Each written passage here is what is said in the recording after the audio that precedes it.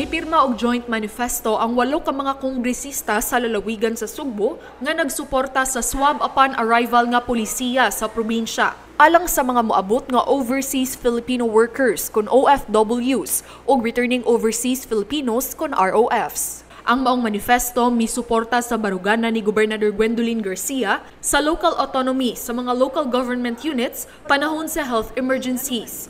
Sa maong manifesto, nanawagan usab ang maong mga kongresista ngadto sa Interagency Task Force for the Management of Emerging Infectious Diseases kon IATF-MEID nga tumanon ang balaod ilabi na ang local government code di naghatag og local autonomy sa mga dakbayan o probinsya paghukom kon unsay nakaayo sa ilang tagsa-tagsa nga mga lokalidad. Ang 8 ka kongresista nga may lagda mao sila Eduardo Gulia sa Primero Distrito, Wilfredo Caminero sa Segundo Distrito, Deputy Speaker Pablo John Garcia sa Tercero Distrito, Janice Salimbangon sa Cuarto Distrito, Vincent Franco Duque Frasco sa Quinto Distrito, Emery Uwano Dizon sa Sixto Distrito, Peter John Calderon sa Septimo Distrito, ug ako Bisaya Party List Representative Sonny Lagon. Nagkanayon usab sila nga isip mga representante sa ilang mga distrito.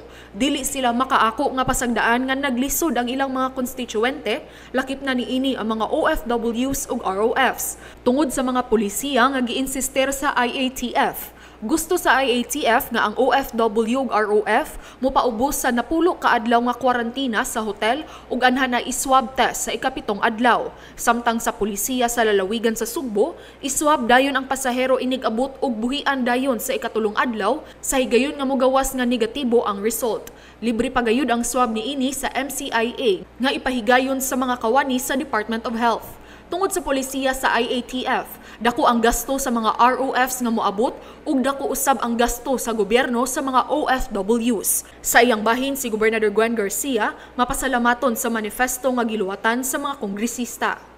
Being the elected representatives of their constituents, they have expressed in this manifesto the compassion for their own constituents and have abided by their sacred duty to speak out and stand for the welfare of their own constituent. I hope that this joint manifesto by our 8 congressmen would have a bearing in the decision of the IATF, because if they would meet it, they would just treat it like cast it aside. Then why else do we have to have elected officials for? Di na lang ta magpapili sa mga tao, ipang-appoint na lang ni sila na lang magbuot sa panginabuhi sa katawhan. Paula Mendoza, Balita sa Sugbo.